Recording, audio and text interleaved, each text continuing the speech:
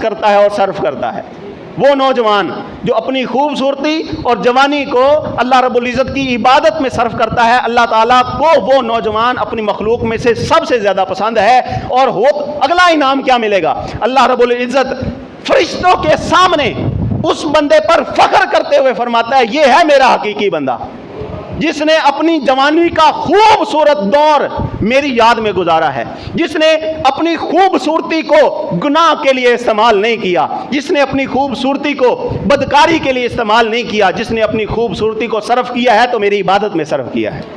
रब ताला उस बंदे पर फरिश्तों में फख्र फरमाता है। आप जरा गौर तो करें कि एक खाकी के ऊपर फख्र किया जा रहा है, खाकी के ऊपर नूरियों में फख्र किया जा रहा है। रब ताला उन नूरियों के अंदर उस बंदे पर फख्र, उस नौजवान पर फख्र करता है जो अपनी जवानी को और अपने हुस्न को रब ताला की इबादत में सर्फ करता है।